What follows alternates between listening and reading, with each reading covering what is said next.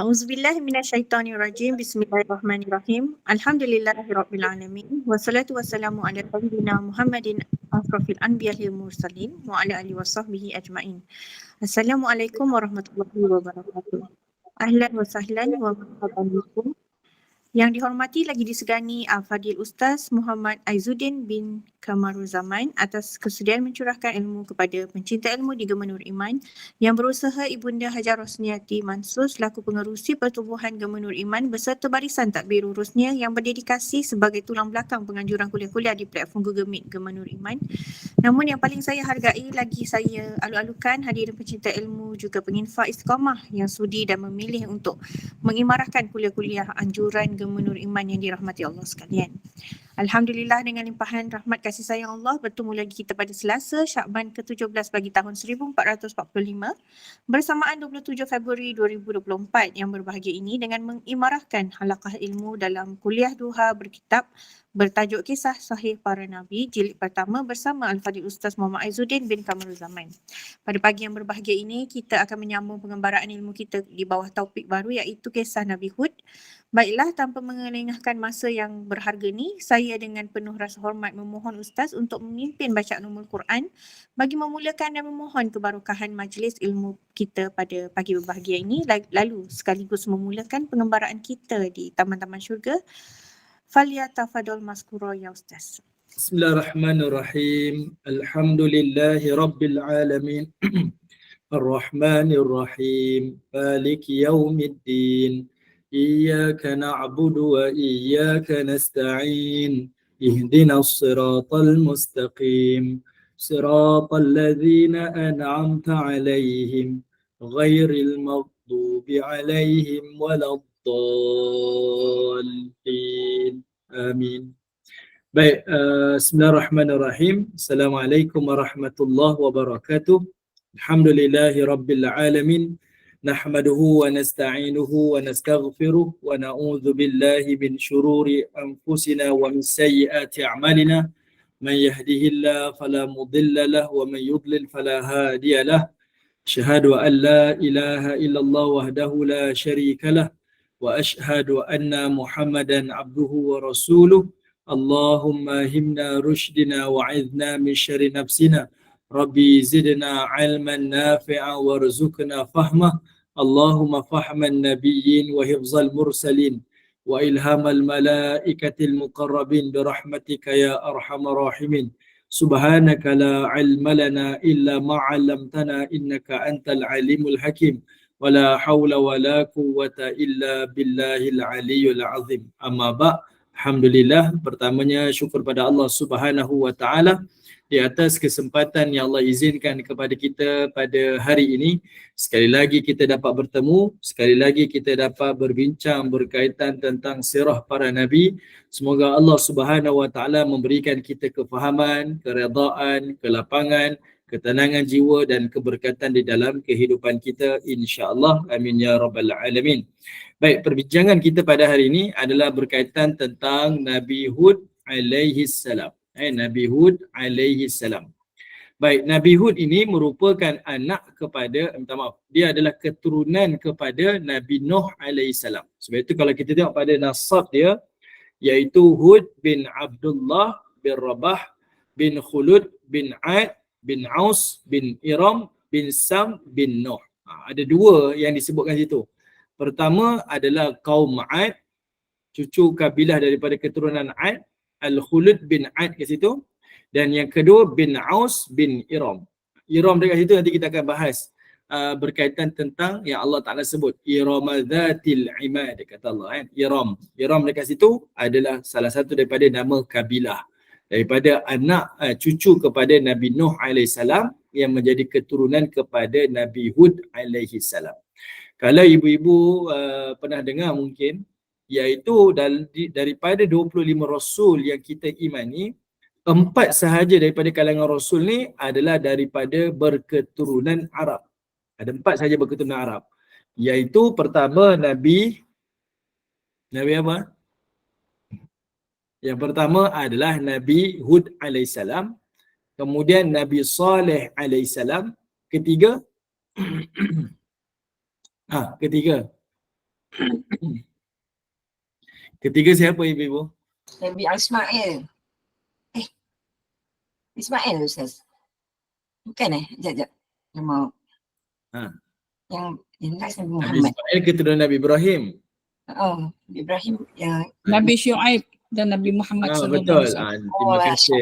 Nabi Syuaib alaihissalam dan juga baginda Nabi sallallahu alaihi wasallam. Saya ulangi sekali. Nabi Hud, Nabi Saleh, Nabi Syuaib dan juga baginda Nabi sallallahu alaihi wasallam. Sebab itu Nabi Hud adalah daripada kabilah dari kaum dia adalah daripada Ad. Saleh pula daripada kaum Thamud. Ad dan Thamud seringkali berulang-ulang penceritaannya. Contoh-contoh yang Allah datangkan melalui dua kaum ni. Sebab dia adalah dua kaum yang paling hampir satu keturunan dengan orang Arab Quraisy. Supaya orang Arab Quraisy ni yang tahu sungguh dengan cerita Ad dan Samud, sebab mereka ni adalah dua-dua daripada kalangan orang Arab purba. Maksudnya orang Arab dahulu kala lah. Inilah nenek moyang mereka. Dan mereka tahu sungguh cerita tentang apa yang berlaku kepada Ad dan apa yang berlaku kepada Thamud. Apatah lagi mereka bukan dengar sekadar cerita, bahkan mereka melalui di perkampungan-perkampungan Ad dan juga Thamud. Kalau mereka berdagang ke Yaman, mereka pernah tengok pendapatan orang Ad. Dan kalau mereka pergi berdagang ke Syam, mereka melalui perkampungan Thamud. Jadi dia bukan sekadar pernah dengar melalui panca indera telinga dia, bahkan mereka juga pernah melihat kesan kehancuran, kemusnahan dengan panca indera mata dia. Okay? Jadi sebab itu dua-dua kisah Nabi ni seringkali berulang di dalam Al-Quran. Dalam sebab yang lain pula, sebab Ad dan Samud ni Allah tak pernah sebut cerita mereka di dalam kitab-kitab yang lain. Khususnya di dalam kitab Taurat, tak pernah disebutkan.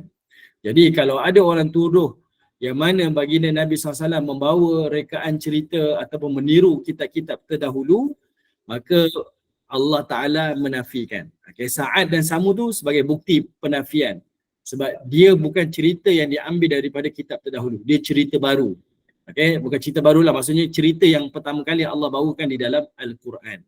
Okay? Bukan meniru. Sebab itu bila orang Quraisy tengok Nabi bercerita tentang Ad dan Samud, bukan orang Quraisy, minta maaf, Bani Israel, mereka mula menuduh Nabi sebagai asatirul awwalin. Nabi mereka-reka pula cerita. Tak disebut dalam kitab terdahulu. Itu jadi alasan mereka. Dia tak kata Nabi tiru, tapi Nabi mereka cerita pula. Asatirul awwalin. Manakala orang Quraisy melihat kat situ adanya ancaman-ancaman daripada Allah Ta'ala. Contoh bayangkan kita, kita ada cerita rakyat, tetapi cerita rakyat kita cerita dongengan kan. Cerita Badang, cerita Pak Pandey, itu pun cerita yang masyhur dalam kalangan kita, walaupun cerita dongengan. Tapi Ad dan Samud cerita yang masyhur dalam kalangan orang Quraisy, tapi cerita itu adalah cerita yang benar. Sebab itu seringkali diulang kedua-dua kisah ni, sebab mereka berketurunan Arab. Okey, tempoh sejarah dia adalah tahun 240 sehingga 2450 sehinggalah 2320 sebelum Masihi. Sebelum kelahiran Nabi Isa alaihissalam. Okay, di perkiraannya tahun 2400 sebelum Masihi. Sebutan kaumnya kaum Ad. Kampungnya adalah Al-Ahqaf. Dalam Quran dinamanya disebut sebanyak 7 kali. Nama apa ni? Iaitu Nabi Hud alaihissalam diulang 7 kali. Bahkan Nabi Hud alaihissalam cerita yang dinamakan satu surah khusus dengan nama surah Hud dalam Al-Quran. Kerana apa? Sebab kisah yang paling banyak cerita tentang Hud adalah pada surah Hud. Walaupun surah Hud itu adalah menyebutkan tentang 7 Nabi yang lain. Ada kisah Nabi Nuh, ada kisah Nabi Hud, ada kisah Nabi Musa, ada kisah Nabi Syuaib, ada kisah Nabi Ibrahim, Nabi Lut, dan yang lain-lain ni kan, ada 7 Nabi disebutkan. Tapi kisah Nabi Hud yang paling panjang pada surah Hud. Nanti kita akan tengoklah. Baik, peninggalan dan bukti kenabian, Nabi Hud memiliki sifat banyak menyebut dan bersyukur ke atas nikmat Allah, mengajak kaumnya beribadah kepadanya dan meninggalkan berhala. Nabi Hud dihina oleh kaumnya dan dia dianggap sebagai orang bodoh, pandir dan berdusta. Dia pun menepis anggapan dan tuduhan itu hingga Allah menyelamatkan dari bencana yang menimpa kaumnya yang ingkar. tempat wafat bahagian timur Hadramaut. Ini sebahagianlah. Sebab itu makam Nabi Hud ni terkenal berada di Yaman. Terkenal lah. Cuma tak diketahui secara tepat betul ke makamnya di situ. Ada banyak dakwaan beberapa tempat. Ada yang kata di Yaman, ada kata di Hadramaut lah, di macam-macam tempat. Jadi wallahu taala a'lam. Okey. Baik, sekarang kita tengok kabilah dan tempat tinggal kaum Ad. Dipanggilnya kaum Ad sebab kita tahu Nabi Hud datang daripada susur galuk keturunan moyangnya yang bernama Ad. Okey, Ad tu nama keturunan. Nabi Hud berasal daripada kabilah yang bernama Ad. Sebab itu kalau kita tengok nasabnya tadi tu, Hud bin Abdullah bin Rabah bin Al-Khulud bin Ad. Ad kat situ. Mereka ialah bangsa Arab yang tinggal di bukit-bukit pasir yang terletak di Yaman antara Oman dan Hadramaut. Ini namanya Al-Ahqaf. Satu daerah di Yaman namanya Ahqaf. Sebuah daerah yang menjorok ke laut yang diberi nama Ash-Shahar. Dan nama lembah mereka adalah Al-Mughith. Okay? Majoriti mereka tinggal di bangunan yang memiliki tiang yang besar. Sebagaimana yang difirmankan oleh Allah, alam tara kaifa fa'ala rabbuka bi'ad, kata Allah. Tidakkah engkau telah melihat apa yang Allah lakukan kepada Ad, kaum Ad, iaitu kaum Nabi Hud alaihissalam. Irama dhatil imad. Penduduk Iram itu dhatil imad, mempunyai bangunan-bangunan yang tinggi-tinggi, tiang-tiang yang tinggi. Okey. Di situ ada sekali lagi Allah sebut perkataan Iram. Allah sebut perkataan Iram. Ini ada perbahasan lah daripada kalangan para ulama. Okey. Yang ini Ad Iram adalah kaum Ad yang pertama. Sedangkan kaum Ad yang kedua adalah yang lahir kemudian. Sebagaimana yang akan kita uraikan lebih lanjut pada perbahasan berikutnya. Adapun Ad yang pertama adalah kaum Ad semacam-macam kabilah dan ada yang berkata semacam tiang. Adapun yang benar ada telah kami jelaskan di dalam kitab tafsir. Okey, kita tengok sikit Orang yang beranggapan Iram adalah sebuah kota yang mengelilingi bumi yang kadang terletak di Syam, terkadang di Yaman, pada yang sangat lain di negeri lain, maka yang demikian itu merupakan pendapat yang tidak berdasar dan berdalil. Okey, apa ceritanya yang kita baca panjang-panjang ni? Sebenarnya Al-Hafiz Ibn Katsir nak kata Iram ni bukan nama kota. Iram bukan nama kota. Dia bukan nama tempat. Sebab sebahagian para ulama kata Iram dalam bahasa Arab disebut sebagai mamnu' minas saraf. Mamnu' minas saraf. Maksudnya kita tak boleh baca perkataan Iram, kita baca Irami. Irami. Tak boleh, dia mesti baca Irama. Ma tu mesti baris atas. Sebab itu namanya mamnu' minas saraf. Macam kita sebut perkataan Mekah. Kita tak boleh baca Makkati, tak boleh kan? Kita akan selalu baca Makkatu atau Makkata. Macam Fatimata. Kita tak pernah baca Fatimati. Dia ada istilah bahasa dalam nahu mamnu' minas saraf. Jadinya bila para ulama bahasa menyebutkan dia adalah mamnu' minas saraf, ada dua kemungkinan. Kemungkinan pertama sebab Iram itu merujuk kepada khusus nama tempat. Macam perkataan Makkah tadi itulah. Yang kedua, dia adalah khusus kepada nama kabilah ataupun nama seseorang. Macam nama Fatimata. Fatimah, kita tak boleh baca Fatimati. Ini dalam ilmu saraf, ilmu nahu. Dia akan dibaca dengan perkataan Fatimata. Okey. Jadinya ada dua pandangan. Sama ada dia merujuk pada tempat ataupun dia merujuk pada nama seseorang atau nama kabilah. Jadi ada sebahagian ulama menyebutkan Iram ini adalah nama kota. Okey, macam nama Mekah. Tetapi Al-Hafiz Ibn Katsir menolak dia. Walaupun banyaklah dia kata Iram ni dekat Damsyik, Syria. Ada yang kata di Mesir, Iskandaria dan macam-macam tempat. Tetapi telah ditolak pandangan ni. Dan mereka lebih ramai bersetuju Iram ini adalah merujuk kepada nama kabilah. Okey, Iram ini merujuk pada Nabi kabilah. Sebab itu saya sebutkan tadi nasab keturunan Nabi Hud alaihissalam datang daripada bin Khulud, bin Ad, bin Aus, bin Iram. Ada kata Iram dekat situ. Ini menunjukkan iaitu adanya Ad yang ada dua pecahan. Ada Ad yang disebut Ad Iram, ada satu lagi disebut sebagai Ad. Ada dua kabilah lah, ada dua zaman, dua fasa zaman tu. Mereka ni zaman di mana? Okey. Untuk tahap ni boleh faham ke?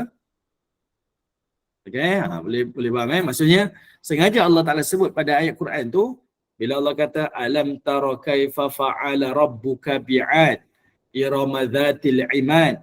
Kejap Allah sebut Ad, kejap Allah sebut Iram. Sebab Allah nak bagi tahu Ad ada dua fasa. Ada fasa Ad sahaja, ada fasa yang pertama iaitu Ad Iram nama dia. Ad Iram. Okay, ini keturunan awal.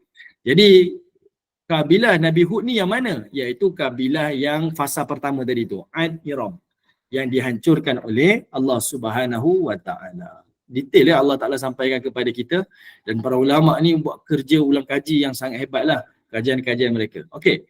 Baik, kita tengok Ustaz, kaum Iram tu yang fasa kedua lah kan? Pertama. Oh, pertama. Okey. Okey, Ad Iram adalah fasa yang pertama keturunan fasa yang pertama. Okey, baik.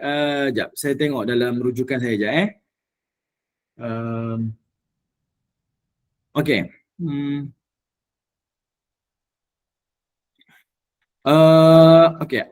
Okey. Bila Allah sebut Iram dzatil imad, kita baca dalam surah Al-Fajr kan? Iram dzatil imad. Allah sebut Iram. Kita berpegang Iram dekat situ merujuk kepada kabilah. Dia menunjukkan fasa. Ini adalah fasa kaum Ad Iram. Maksudnya fasa pertama. Bukan fasa kedua. Yang dihancurkan ni fasa pertama. Lalu Allah sebut dzatil imad. Dzatil imad. Kenapa Allah sebut dzatil imad yang selalu diterjemahkan? Orang Iram ni, kabilah Iram ni memiliki tiang-tiang yang tinggi ataupun kota-kota yang tinggi. Ada beberapa pandangan menyebutkan tentang Iram ni. Minta maaf. Yang menyebut tentang dzatil imad. Ibu-ibu boleh ikuti boleh Kalau tak dapat beritahu ya. Pertama, dzatil imad dalam surah Al-Fajr merujuk kepada orang Ad Iram ni orang yang memiliki ketinggian. Orang yang memiliki ketinggian. Katanya, iaitu Qatadah kata mereka ni adalah lelaki yang tingginya adalah 12 hasta. 12 hasta ni tinggi mana? Tinggi kan? 12 hasta ni. Ni keturunan yang tinggi-tinggi lah. Maksudnya Allah Ta'ala menyebutkan tentang keutamaan mereka, besarnya tubuh badan mereka ni.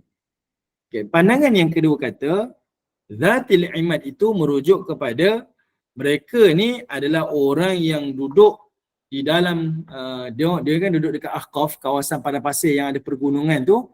Jadi kabilah ni duduk di tengah-tengah padang pasir, di dalam kemah yang memiliki tiang-tiang. Kerana apa? Cuba kita bayangkan kalau ada orang, mana ada orang duduk dekat padang pasir kan? Orang tak duduk padang pasir, tapi mereka ni boleh bina satu penempatan di kawasan padang pasir. Hebatlah. Macam mana dia boleh survive? Macam mana dia boleh meneruskan kehidupan dia. Kalau hari ni, zaman hari ni, kita dengar orang ada satu penempatan masyarakat yang duduk di kawasan pulau.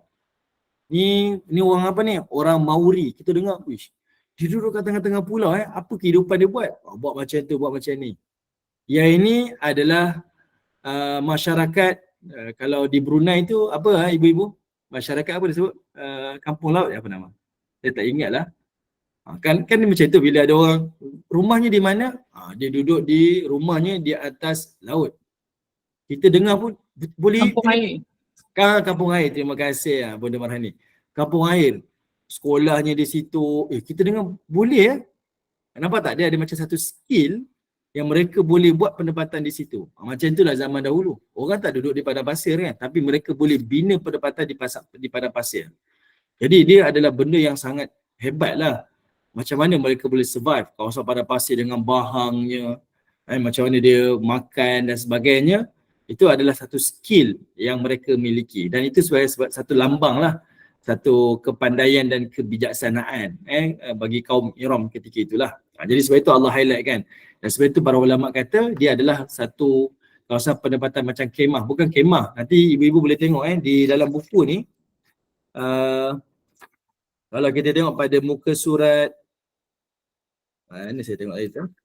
Kalau ibu-ibu tengok nanti dalam buku pada muka surat 189 ibu-ibu boleh tengok. Mereka ada pendekatan yang mereka bina. Muka surat 188, 189. Dia bukan buat kemah, dia buat kota di tengah padang pasir. Kota kota.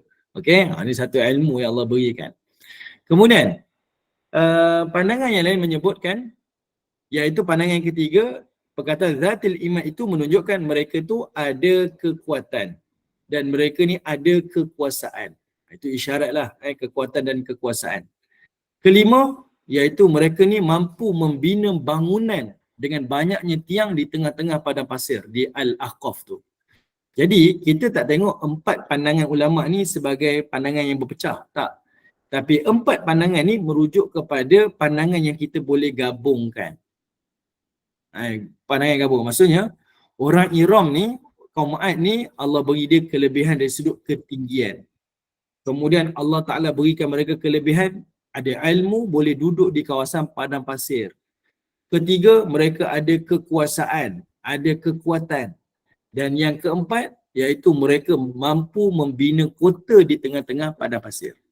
Ini pandangan-pandangan yang berbeza. Kita bukan khilaf dengan pandangan ni. Bukan kita kata, oh ni pandangan ni boleh terima, ni tak. Tapi sebenarnya menunjukkan itu isyarat kepada mereka ni adalah bukan sebarang manusia.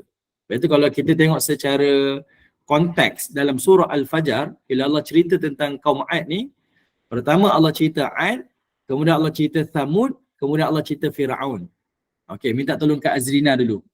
Minta tolong Kak Azrina buka surah Al-Fajr. Ini saya nak tunjuk pada ibu-ibu Al-Fajr surah ke berapa, Ustaz? Surah Al-Fajr, surah yang ke-89. Okay, saya nak tunjuk pada ibu-ibu. Kita nak tengok konteks ayat ni. Kita dah bincang tadi. Perkataan Zatil Imad dengan perkataan Iram. Okay, ibu-ibu boleh ikuti ke? Okey. Kita tengok pada surah Al-Fajr. Okey, Kak Azrina turun. Okey, kita tengok pada ayat yang ke-6 tu. Okey, tengok ayat ke-6 Allah cerita tentang Ad. 6, 7 tu Allah cerita tentang Ad, dan ayat 8 Allah nak cerita minta maaf. Okey. Pertama tadi kita dah bincang tentang Ad. Bila Allah sebut Ad, ulama-ulama sejarah tahu Ad ada dua. Satu Ad, satu lagi Ad Iram. Jadi Ad yang dihancurkan oleh Allah ni Ad yang mana? Allah sambung ayat berikutnya, Iramzatil Imad. Jadi orang tahu ni adalah Ad Iram, kabilah pertama, fasa pertama. Ini keturunan yang fasa pertama itulah. Dan Allah highlight mereka tu Zatil Imad. Mereka itu adalah orang yang mempunyai tiang-tiang yang tinggi. Tiang-tiang yang tinggi dekat situ, itulah yang dibincang oleh para ulama. Zatil Imad, ada 4 pandangan yang kita sebut tadi. Pertama, dia kata keturunan mereka ni yang tinggi-tinggi tubuh badannya, 12 hasta. Okay, saya tak bincang detail yang betul ke tak betul, itu kita tak sempat lah nak bincang. Saya pun tak sempat nak semak. Okay, cuma ini disebut dalam pandangan ulama lah. Kedua, iaitu merujuk pada mereka ni orang yang membina kemah di kawasan padang pasir, di Ahqaf. Pandangan yang ketiga, iaitu mereka ni adalah kabilah yang ada kekuasaan, ada kekuatan. Keempat, mereka ni adalah kabilah yang mampu membina bangunan, kota-kota di kawasan padang pasir. 4 pandangan ni sebenarnya bukan berselisih. Dia macam bukan hukum fiqah. Hukum fiqah, kalau ni kata haram, ni kata makruh, itu 2 pandangan yang berbeza. Ada yang kata wajib, ada yang kata sunat. Ada yang kata wajib, ada yang kata sunat muakkad. Itu pandangan berbeza. Okay, dia khilaf. Tetapi dalam ilmu sejarah, iaitu bila mereka memberikan pandangan, dia bukan bersaing, bukan berselisih, tetapi dia saling memahami, saling menyempurnakan. Jadi kita kata 4 pandangan ni sebenarnya 4 pandangan yang merujuk mungkin satu gambaran kepada kita. Dia ada ketinggian, dia ada kuasa dan kekuatan, dia duduk membina tamadun di padang pasir. Kemudian mereka ni mampu membina kota di padang pasir. Jadi 4 ni kita rangkumkan, inilah gambaran kaum Ad. Ad Iram dekat sini. Sebab itu Allah sambung ayat 8 tu, Allah kata apa? Allati lam yukhlaq mithluha fil bilad.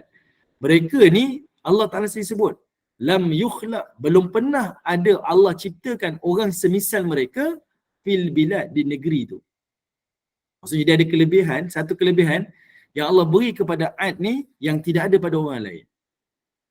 Mereka ni diberikan satu kelebihan yang tidak ada pada orang lain. Kalau kita baca dalam riwayat Israiliyat, ni riwayat Israiliyat tapi disebut dalam kitab tafsir. Riwayat Israiliyat, kita tawakuf lah, kita tak kata ya, tak kata tidak. Kuat tak kuat orang Ad ni, mereka kalau campak satu batu, bukan satu orang mati, tapi satu kampung mati. Ini sebahagian pandangan. Ini riwayat Israiliyat. Dia tak ada sumber lah, tapi disebut dalam kitab-kitab dahulu.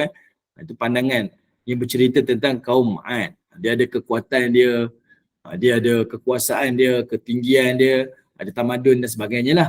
Okay. Ini cerita apa yang saya nak sampaikan. Bila Allah cerita tentang Ad ni, Allah cerita tentang dia ada keutamaan dan keistimewaan yang special pada bangsa ni.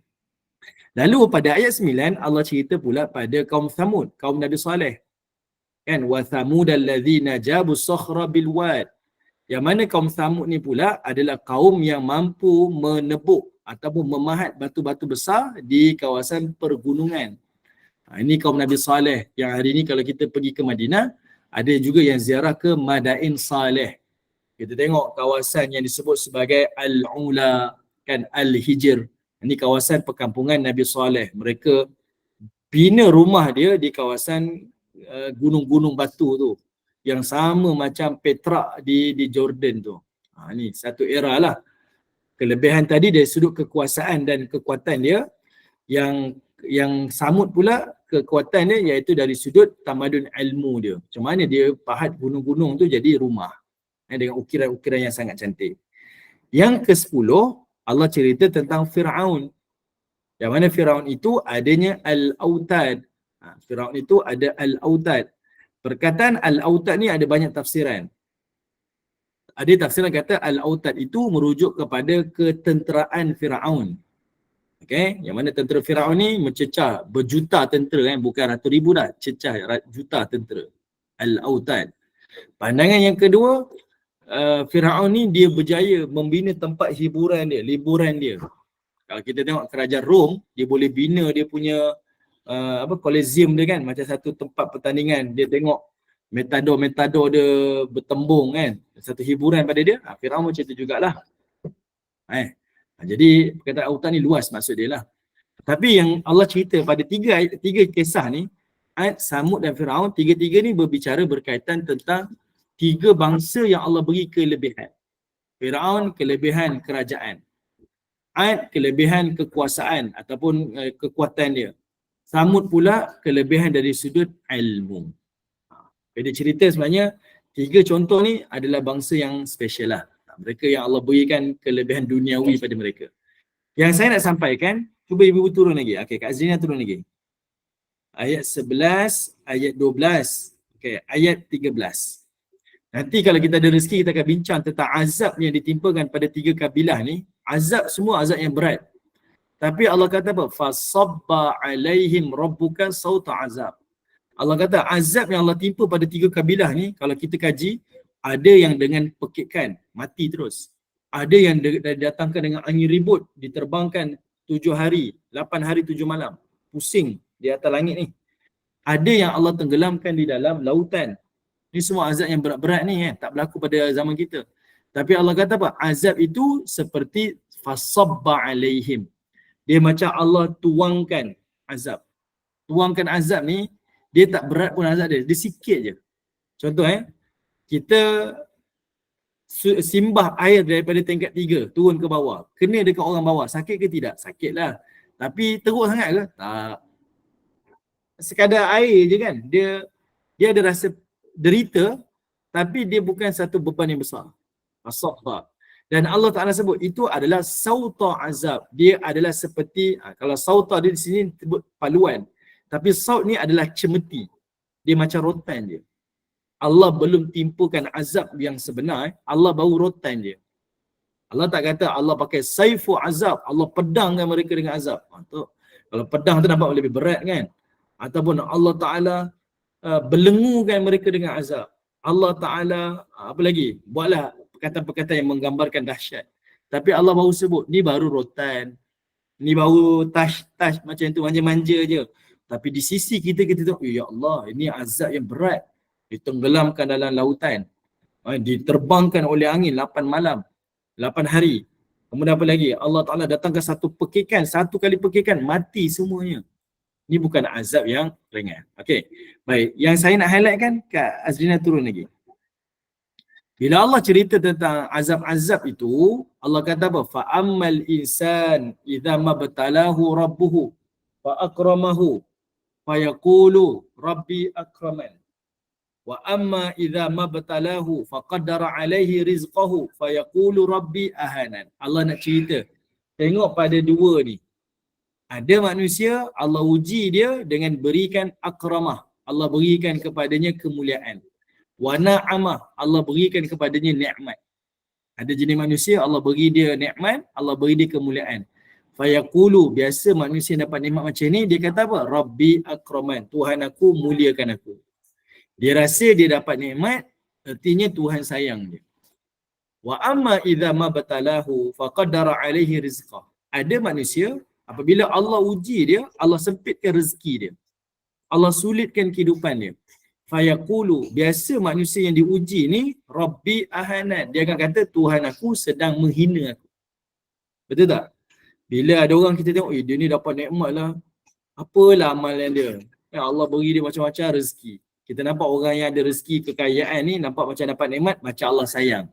Dia yang dapat nikmat pun dia sangka Allah sayang. Ada orang yang Allah sempitkan rezeki dia. Kita tengok, Tuhan tak sayang dia ni. Ataupun dia sendiri rasa, aku ni hidup susah daripada kecil ni, Tuhan tak sayang aku kot. Dia rasa macam tu. Tengok apa jawapan Allah. Ayat 17. Allah kata, apa Kak Azrina? Turun Kak Azrina, ayat 17. Kata Allah, kalla sekali-kali tidak. Belum tentu lagi. Kamu dapat nikmat, belum tentu lagi Allah sayang. Kamu yang Allah Ta'ala tak beri nikmat, belum tentu lagi Allah hina kamu.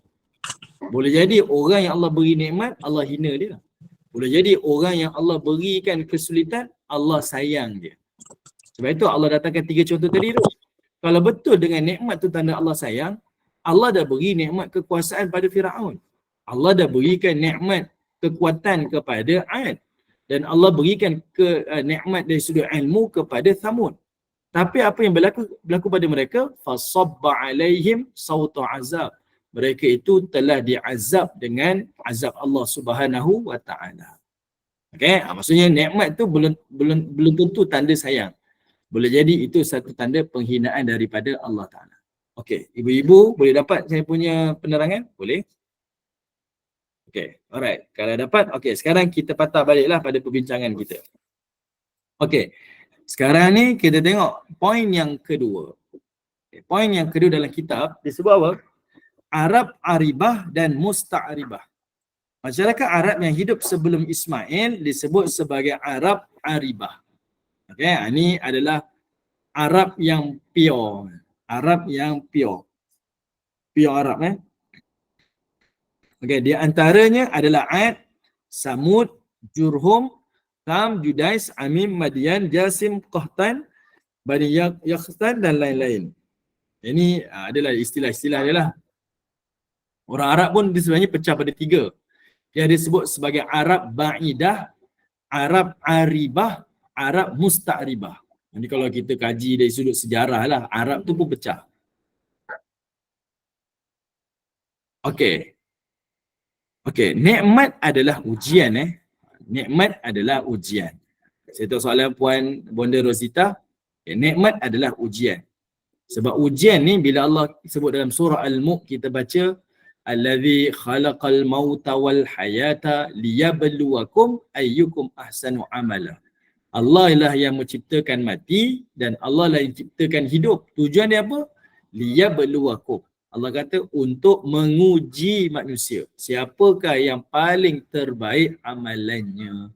Jadi di situ adalah isyarat. Sama ada nikmat ataupun bukan nikmat, semuanya adalah ujian belaka daripada Allah. Semuanya adalah ujian. Yang mana Allah nak tengok pada kita. Ada orang diuji dengan kenikmatan.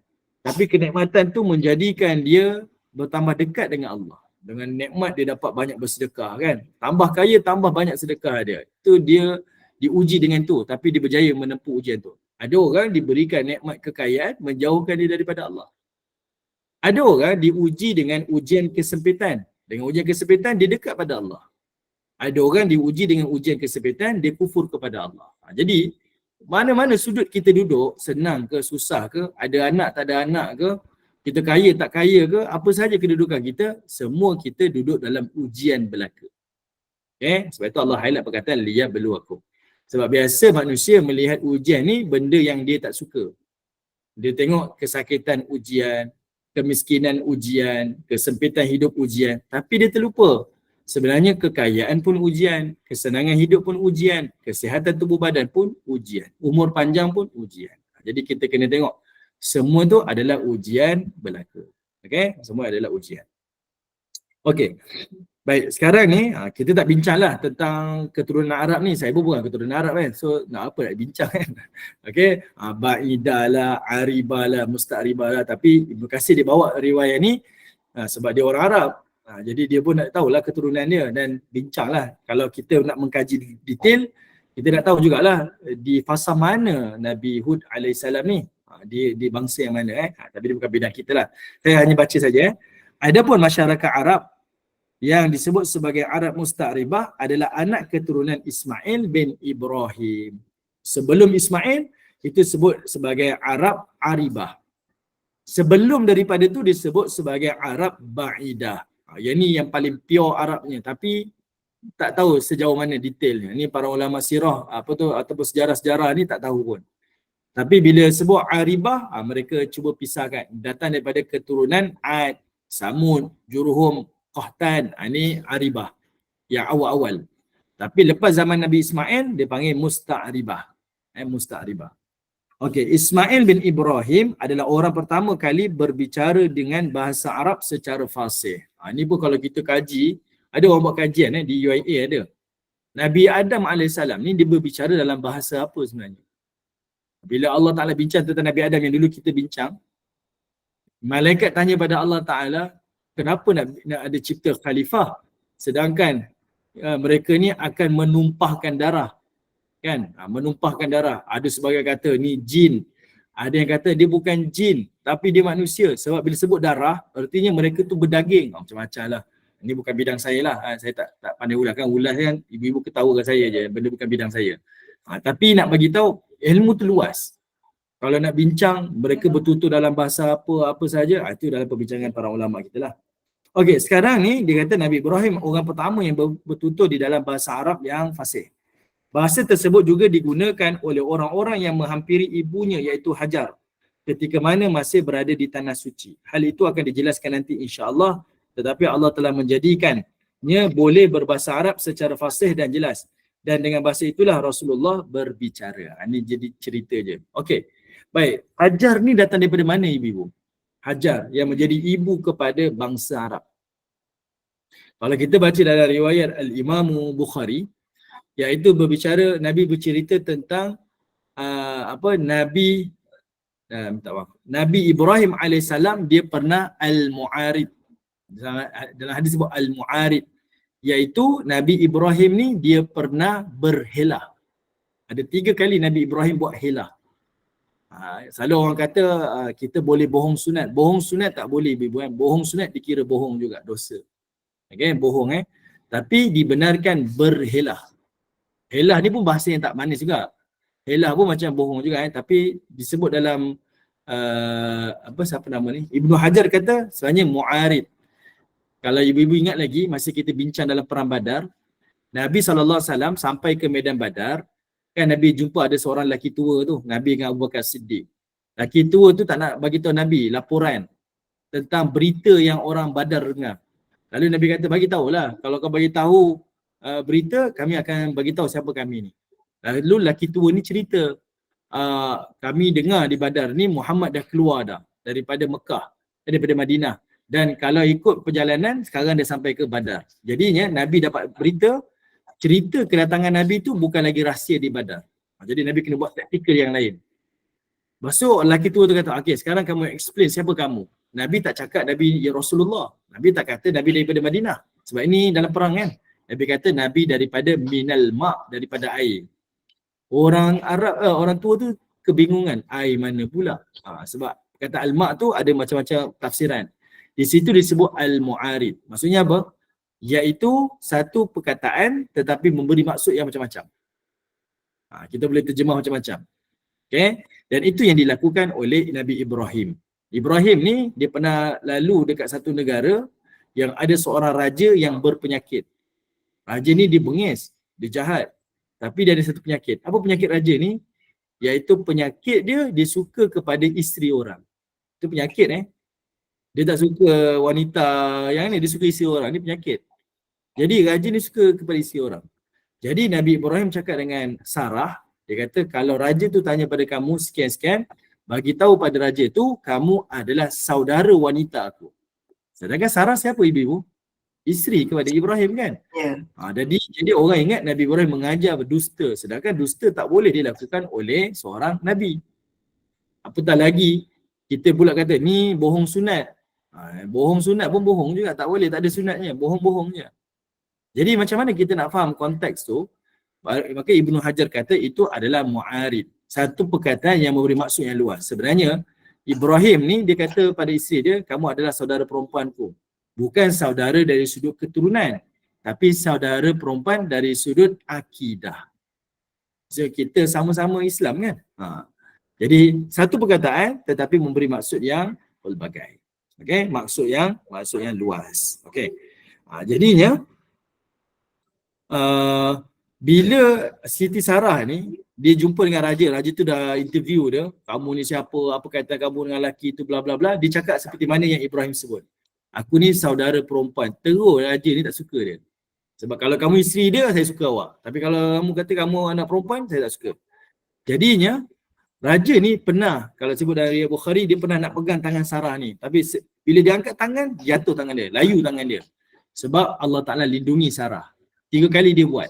Dan 3 kali dia minta kepada Sarah, wanita, tolong doakan aku, berikan kesembuhan. Sebabkan 3 kali dia tak boleh pegang Sarah ni, dia kata apa? Siapa yang bawa wanita ni? Wanita ni bukan lagi manusia tetapi syaitan, dia kata. Sebab dia raja kan? Patutnya kalau raja dia boleh buat apa yang dia suka. Tapi dia tak boleh apa-apakan Sarah. Sebab Allah lindungi.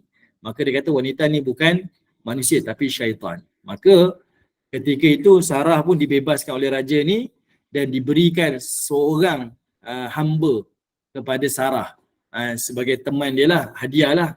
Sebab doakan kesembuhan pada raja tu. Bila tangan dia tak boleh nak angkat, doakan 3 kali, maka diberikan kesembuhan. Lalu dia hadiahkan kepada Sarah, iaitu seorang pembantu wanita. Yang itulah namanya Hajar. Dan kata Nabi SAW, itulah ibu kepada bangsa Arab. Itulah ibu kepada bangsa Arab. Bila kahwinnya Hajar dengan Ibrahim, maka lahirlah Ismail, maka keluarlah satu keturunan Arab yang disebut sebagai Musta'ribah. Panjang pula cerita kita tapi itulah sesuai galuh. Ibu-ibu kena kaji lah. Mungkin yang Minang, kita tahu Minang datang daripada mana. Kalau yang datang Jawa, Jawa daripada mana. Yang Bugis, Bugis daripada mana. Kak Zina orang mana Kak Zina? Saya belah Patani. Patani lah. Ya. Macam itulah jadi tu. Kak Irma mana melak Kak Irma? Saya keturunan Batak, Ustaz. Keturunan apa? Batak. Keturunan Batak. Itu Indonesia lah? Ya, kat Medan. Tengok, macam-macam kabilah lah. Jadi mereka ni sangat menjaga nasab. Jadi tahulah sesuatu keturunan mereka. Okey, baik. Sekarang ni Ustaz, Sarah ni bangsa Mesir. Dia orang mana? Sarah kalau saya cek balik boleh tak? Boleh. Saya tak berani nak sebut. Sarah cek balik nanti. Okey, baik. Kita tengok yang ketiga. Kisah Nabi Hud dalam Al-Quran. Okey, barulah masuk cerita. Yang dimaksudkan dengan Ad adalah kaum Ad yang pertama. Inilah Ad Iram tadi saya sebut tu. Inilah Ad yang pertama. Dan mereka adalah kaum pertama kali yang menyembah berhala setelah terjadinya angin taufan. Angin taufan ni kisah apa ni? Ni kisah Nabi Nuh AS. Maksudnya, bila Nabi Nuh AS dah dijatuhkan hukuman pada kaum dia, datang banjir besar tu, Tufan, datang banjir besar segalanya, maka hancur dah semua ni. Yang tinggal ketika itu adalah orang yang beriman yang duduk atas kapal tu je. Yang sekitar dalam 80 lebih tu.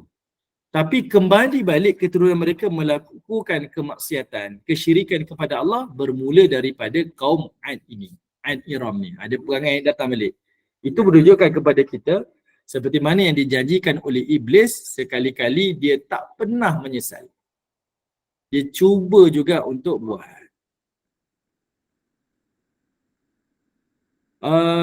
Pendapat mustaqribah lebih kurang maknanya ialah diarabkan. Wallahu ta'ala alam Bunda Aziza, saya tak pastilah, tak berani nak sebut. Saya tak mengkaji detail lah berkaitan dengan ni, cuma saya tahu je fasa-fasa dia. Okay, daripada ba'idah, aribah, mustaqribah. Tapi dari sudut macam mana tu, wallahu ta'ala alam. Saya tak pasti tak berani nak sebut lah. Sebab bukan bidang saya dan saya pun tak membaca detail lah tentang mereka ni. Okey, baik, sekarang ni kita minta tolong Kak Zina tengok pada surah Al-A'raf, surah ke-7 ayat 65.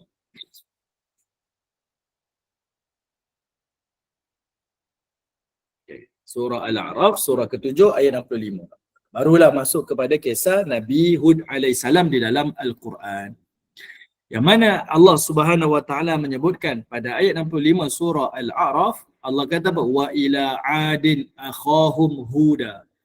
Allah telah utuskan kepada kaum Ad saudara mereka. Maksudnya ni bukan orang luar ni, bukan datang daripada keturunan luar ni, tapi saudara mereka yang bernama Hud. Okey. Kenapa Allah Taala selalu sebut perkataan ni akhahum? Sebab sebelum fasa Nabi Lut alaihissalam, semua para nabi itu dia tidak memiliki ada apa-apa keturunan pembesar-pembesar. Maksudnya keturunan mereka ni maksudnya orang kebanyakan. Tapi selepas Nabi Lut sampai ke bawah, kita akan tengok nanti semua para nabi yang diutuskan semuanya daripada keturunan yang mulia, para pembesar. Macam Nabi SAW datang daripada kabilah Bani Hashim, ni golongan bangsawan Mekah. Sebab Nabi Hud ni dia sendiri berdoa kepada Allah supaya Allah Ta'ala utuskanlah Nabi ni biarlah daripada kelompok yang dihormati. Jadi bila Nabi Lut minta, Allah Ta'ala mustajabkan. Keturunan lepas tu bila datangnya para Nabi, semuanya daripada keturunan yang mulia. Jadi bila ayat ni Allah kata akhahum, Allah nak bagi tahu Nabi Hud alaihissalam adalah satu kabilah, satu individu yang orang kebanyakan. Dia bukan satu datang daripada kabilah-kabilah kayangan, bangsawan, tak orang biasa je. Tapi yang penting dia bukan orang luar. Dia bukan datang daripada bangsa luar. Dia adalah bangsa Ad sendiri. Jadi qala, lalu kata Nabi Hud kepada kaum dia, ya qaumi'budullah. Kata ya qaumi ni kita selalu bincang dah kan. Iaitu dakwah para nabi ni dia akan dahulukan dengan perkataan ya qaumi, wahai kaumku. Bahasa kita ringkaslah.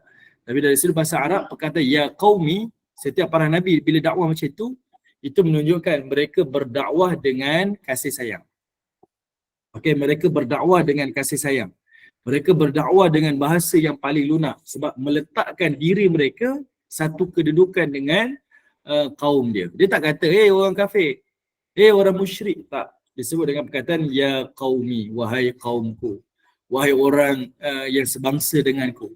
Itu menunjukkan isyarat dakwah secara kasih sayang. Tetapi kenapa di dalam Al-Quran Allah Ta'ala sebut pada Nabi kul ya ayyuhal kafirun? Kenapa Allah sebut pada Nabi wahai Nabi? Bagi tahu pada wahai orang-orang kafir. Kenapa kena sebut macam tu? Kenapa tak disebut dengan perkataan ya qaumi ke, tapi dipanggil wahai orang-orang kafir? Kenapa ibu-ibu? Khusus orang kafir ni memang spesifik. Macam mana? Okey, dah hampir dah.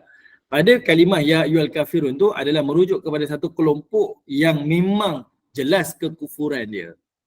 Tapi dari sudut pendekatan dakwah, mereka berdakwah dengan kasih sayang, memanggil dengan bahasa yang paling lunak, yang dihormatilah. Tapi bila dalam hal orang kafir tu, Allah turunkan surah kafirun tu sebab offer-offer yang dilakukan oleh orang musyrik Mekah tu melampau. Dia tak nampak ini adalah dakwah walaupun dia tahu ini kebenaran. Tetapi dia kata apa? Oh, kamu nak kahwin dengan orang wanita cantik di Arab ya? Oh, kamu nak dapat harta ya, nak jadi pemimpin negara ya? Dia saja, dia kona situ. Oh Muhammad, kamu sakit ya, kamu nak doktor yang paling pakar ya. Jadi sebabkan itu Allah kata ya ayyuhal kafirun. Cakap pada wahai orang-orang kafir. Mereka dijelas kekufuran dia. Jadi Allah kata, lalu Nabi Hud kata pada kaum dia, iaitu ya qaumi ibudullah ma lakum min ilahin ghairuh afala tattaqun. Kalau kita tengok dari sudut tahap bertahap, Nabi Hud kata kepada kaum dia macam ni. Nabi berikutnya nanti dia akan cakap dengan kaum dia macam ni. Setiap para nabi ni dia punya dialog dia berbeza-beza. Tapi mesej dia sama. Mesej pertama tauhid kepada Allah. Ini menunjukkan kepada kita mesej para nabi ni sama. Mereka adalah dengan satu agama yang sama, iaitu agama Islam. Kan Nabi SAW dalam riwayat sahih, sebelum Nabi naik malam Isra Mi'raj, kan Nabi mengimamkan solat para nabi tu. Macam mana bertemunya Nabi SAW dengan para nabi tu, wallahu ta'ala a'lam. Adalah khilaf kalangan ulama, dengan roh ke dengan jasad, wallahu ta'ala a'lam. Tapi bila disebut Nabi bersolat bersama, riwayat sahih ni, itu menunjukkan para nabi ni beragama dengan agama yang sama, agama Islam. Agama yang sama, bukan agama yang berbeza-beza, agama Islam. Okay? Jadi mesej pertama adalah mesej tauhid. Yang kedua, kenapa Nabi Hud bila dia dakwah ayatnya lain. Bila Nabi yang berikutnya nanti dakwah ayatnya lain. Walaupun mesejnya tentang tauhid. Sebab manusia ni makin lama makin berkembang. Cara berfikir dia makin lama makin berkembang. Yang ni kalau ibu-ibu dulu ikuti kuliah saya di tempat lain, saya baca surah Hud sebelum ni, kita tengok ada 7 para nabi, dialog pertama semua tentang tauhid. Tapi cara dia menyampaikan pada kaum dia berbeza-beza. Sebab perkembangan konteks dakwah tu berubah mengikut zaman. Zaman ni macam ni cara dekatan dakwah dia. Zaman yang macam ni beginilah kedekatan dakwah. Tapi mesej kekal, iaitu berbicara tentang tauhid. Jangan sampai gadaikan yang prinsip tauhid tu semata-mata nak meraihkan mad'u. Ni batil. Ni salah ni. Okey? Boleh kita nak berdakwah melalui TikTok. Tapi jangan sampai kita gadaikan prinsip agama tu. Semata-mata nak raihkan kita punya mad'u kita, audiens kita. Tak boleh lah. Okay? Itu mesej sebenarnya. Okay. Baik. Jadi dikata bersama, berhambakan diri pada Allah dan jangan melakukan apa-apa sekutu selain daripada Allah. Tidakkah kamu mahu bertakwa kepada Allah? Kenapa disebut perkataan takwa? Sebab mereka ni adalah zaman yang hampir dengan zaman Nabi Nuh, moyang-moyang mereka. Dan mereka tahu apa yang telah berlaku kepada kaum Nabi Nuh. Macam kita hari inilah. Kalau kita hari ini tengok, kita tahu cerita tentang Nabi-Nabi terdahulu yang didatangkan azab. Tapi berlaku tak kelalaian pada zaman hari ini? Berlaku. Walaupun kita tahu ada zaman tu Allah Ta'ala datangkan musibah. Kita tengok macam mana kaum ni Allah datangkan satu bencana. Kita boleh tengok kesan-kesan dia masih lagi ada hari ini. Tapi apa yang berlaku? Manusia tetap lagi dalam kelalaian. Macam itulah kaum Nabi Hud. Walaupun dipesan dan ingat pada mereka, tak nak bertakwa ke? Kamu tak ingat ke cerita tentang nenek moyang kita Nabi Nuh dulu? Saya ingat. Tapi lalai tetap lalai. Itu kisah dia. Okey, tengok ayat 66. Qala al-mala'u alladhina kafaru min qaumi. Maka telah berkatalah al-mala'. Siapa al-mala' dekat sini ibu? Al-mala' dekat sini adalah pembesar kafir daripada kaum Ad. Kenapa Allah panggil dia malak? Malak ni iaitu orang yang dipenuhi keinginan dia. Orang kaya lah. Apa yang diinginkan Allah penuhi. Cukup keperluan dia, cukup nikmat dia. Al-malak maksudnya dipenuhi. Dipenuhi kehidupan dia, dipenuhi keinginan dia. Ni orang kaya lah. Pembesar-pembesar daripada kalangan kaum Ad yang kafir. Dia kata apa pada Nabi Hud? Inna lanaraka fi safahah. Sesungguhnya kami tengok kau ni Hud safahah. Safih dia kata, kau ni bodoh lah. Kau ni bodoh lah. Wa inna, dan sesungguhnya lanazunnuka, kami ni meyakini, perkataan zon dekat situ, kami meyakini engkau ini minal kadhibin, daripada kelompok orang yang berdusta. Saya dah sebut banyak kali dah ibu-ibu, kalau ibu-ibu ingatlah perhatikan, penyakit orang batil ni, orang yang salah ni, dia selalunya, dia kalau nak menyanggah satu kebenaran, dia tak mampu datangkan satu hujah. Okay, dia tak mampu datangkan hujah. Contoh kalau kita betul dan kita tak setuju dengan orang, datangkan hujah kita. Kak Azrina salah lah Kak Azrina. Macam ni Kak Azrina. hujah yang betul macam ni. Saya datang hujah. Perlu ke saya cakap Kak Zina ni bodoh lah. Tak marah Kak Zina, jangan Kak Zina marah pula dapat. Contohlah Okey. Perlu ke saya nak maki hamun Kak Zina? Tak perlulah. Kalau saya tak setuju dengan Kak Zina, saya datangkanlah hujah saya. Itu logiknya kan. Tapi perhatikan, orang-orang yang duduk dalam kebatilan, bila dia tak mampu datangkan hujah untuk menyanggah pandangan ni, dia akan datang melalui serangan peribadi. Itu benda yang lumrah. Sampailah hari ni, sampai kiamat ni kita tengok orang politik macam tu juga. Mudah je. Kalau orang tu betul, dia mesti datangkan, ni mesti Kak Intan yang body shaming semua Kak Intan ni. Kalau orang ni benar, dia mesti datangkan fakta-fakta, hujah-hujah dia. Tak perlu dia datangkan dengan dia punya label-label dia. Orang yang salah biasanya dia datangkan dengan label. Dia buat serangan peribadi. Okay? Jadi kita ni mudah je nak melihat. Nabi Hud alaihissalam bila dia berdakwah, dia tak kata pembesar ni orang tak pandai ke, pembesar ni itu lah, tak. Dia datangkan hujah dia, dalil dia. Saya dapat wahyu, saya nak menyampaikan kebenaran macam ni. Dia datanglah fakta-fakta dia. Yang batil tak mampu menyanggah fakta, maka dia datang dengan serangan peribadi. Okay, betul. Dia jatuhkan credibility tu. Ini benda yang biasa. Jadi nak kata kamu ni bodoh lah, kamu ni dusta lah, itu kita boleh kata adalah serangan secara peribadi. Apatah lagi ibu-ibu, para nabi dan para rasul ni Allah ciptakan dalam keadaan maksum. Dia adalah orang yang perfect package. Ini bukan sebarang-sebarang. Orang yang memiliki package yang paling sempurna. Bila sebut nabi, rasul ni, dia sempurna. Akhlak ada, rupa paras ada, butir bicara dia bagus. Kita dengar pun kita mesti terpesona. Macam mana orang boleh kata dia bodoh? Macam mana orang boleh kata dia ni adalah pendusta? Nak tahu orang pendusta, kita tengok pun kita tahu ni bohong ni.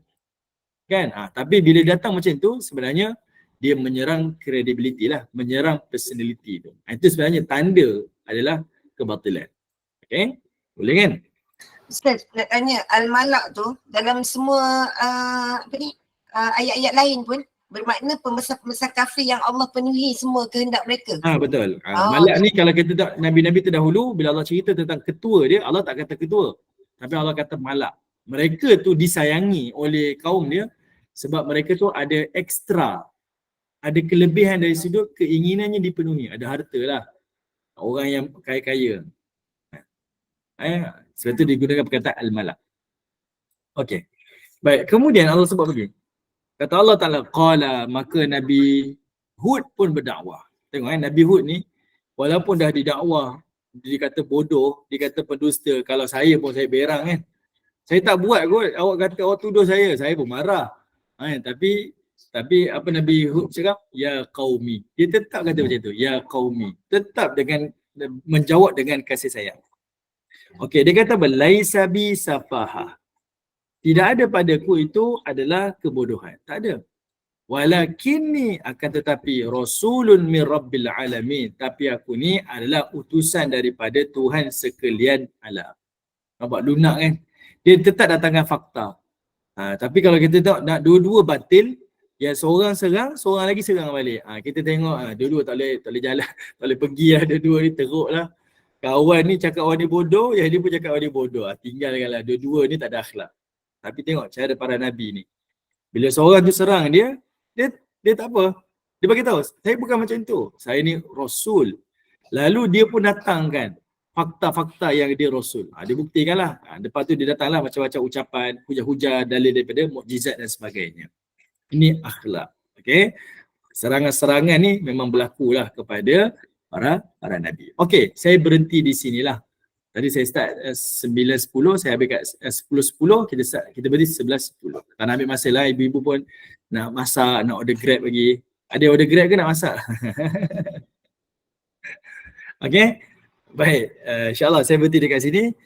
Mudah-mudahan bermanfaat insyaAllah. Semoga Allah Subhanahu Wa Taala mencatatkan sebagai ganjaran pahala. Saya berhenti dekat sini, saya serahkanlah balik kepada Kak Irma. Silakan Kak. Alhamdulillah, terima kasih Ustaz. Saya terus tutup je ya Ustaz. Apa dia? Tutup je boleh. Lagi.